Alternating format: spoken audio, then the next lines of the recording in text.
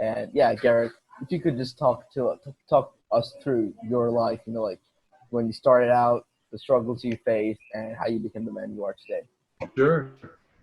Yeah, I had a little bit different of a background than travel. I actually had a online textbook marketplace. So we would buy and sell college textbooks from out of our dorm rooms when I was still in college. So myself and a couple of buddies, we realized that the college bookstore was ripping everybody off, and Amazon was becoming pretty successful.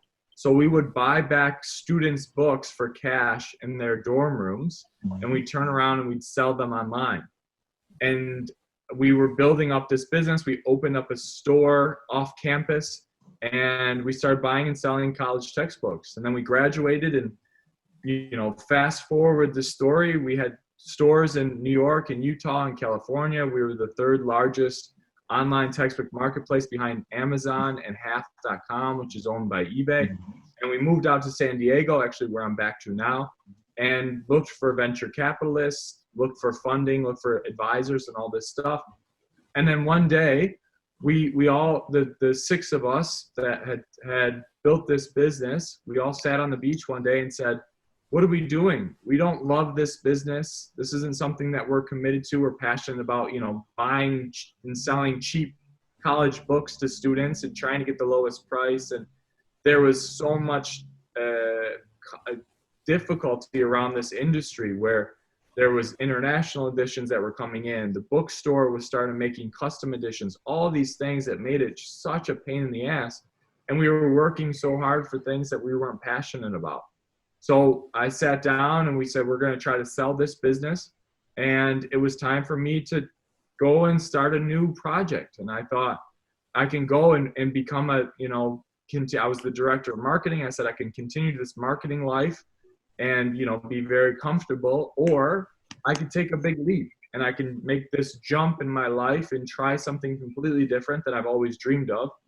And so the next day after we decided that myself and another guy were going to step away from this to try to sell the business, I sat at a coffee shop thinking about my life, and I went to lonelyplanet.com and I saw an article that said something like, take your kids to Buenos Aires. And I said, what's a Buenos Aires?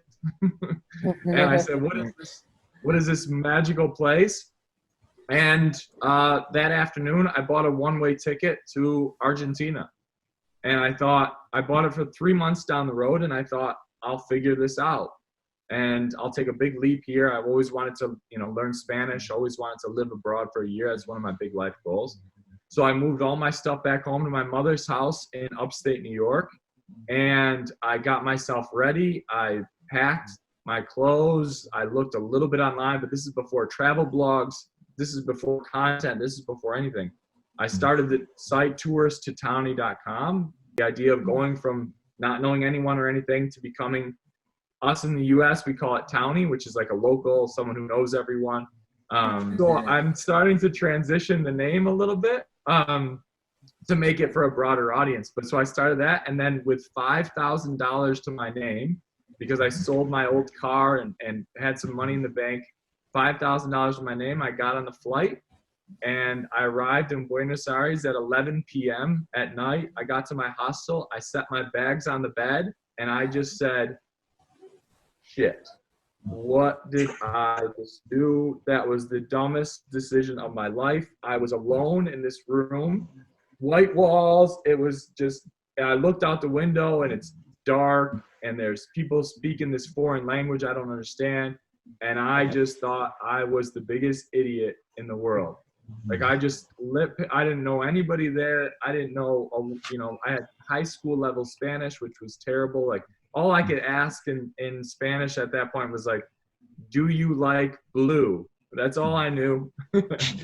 So I started really getting into it, and the struggles were real every single day, trying to have conversations with people when you don't speak the language.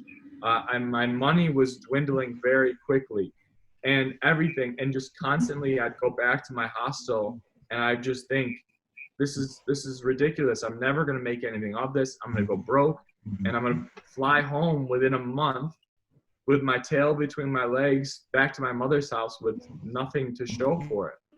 And so piece by piece, you know, I got a local roommates who helped me out so much. Then I got from my local roommates, I met people who played basketball, which is my life's passion. I started playing basketball with guys. Then they introduced me to a place where I could get a bartending job. So then I started bartending. Then I got a local girlfriend. And slowly but surely, within the first few months, I started piecing together this community. And I started saying, okay, I'm starting to make some money. I was writing all of this down on the blog before anybody was, you know, it was just my mother reading it. And that was it. And so you just do it piece by piece. And so the struggles were real for the first, you know, I mean, to this day, you're still battling to try to improve. And I think that's the idea, is people don't realize it's just a lot of hard work, and you just put in and you constantly grind and you get through this. And then there's little plateaus, right? There's things like Randy was saying, like the Vice, you know, documentary broke, and that was a big jump for them. So you'll see these bumps along the way that will, you know, take you to these next levels. But then you just keep grinding, because there'll be setbacks along the way as well. You know, you're out of money in this place, or you spend money too much on that, or 1 month advertisers say, no, we're good. We don't need, you know, anything from you. And that continues as you travel, and with anything, like a startup, like Randy's saying, it's the same exact way. Whether you're traveling, no matter what you're doing, it's a process, and you just gotta, if you're passionate about it and you truly care about it, you just keep going and you keep pressing. I mean, there was 2 years ago where, you know, all of this, everything is going great. Advertisers are coming in like crazy, and, you know, brand deals and stuff like that. 2 years ago, in 2017, so I guess 3 years ago, there was a year where every brand deal I would get, seemingly, at the last minute, they decide on going with someone else. Every one I got. It was probably 4 or 5 in the course of a year, probably around $80,000, I'd say, $75,000 to $80,000 in brand deals, 3 or 4 of them. And they'd all say, you know, we're going to go a different way. This person has more Instagram followers, or we're going to go in this way because he's a bigger YouTuber. And that was me with, you know, 150,000 on YouTube at that point, which is pretty good for travel, you know? And so you'll have these setbacks. And then after that, if I didn't go and do that, I would have never went to Japan and filmed the series, which became one of my most popular series. You know, so everything happens, and you just keep pushing if you really believe in it. So the struggles are real, and it's just the people who are successful aren't the ones who know.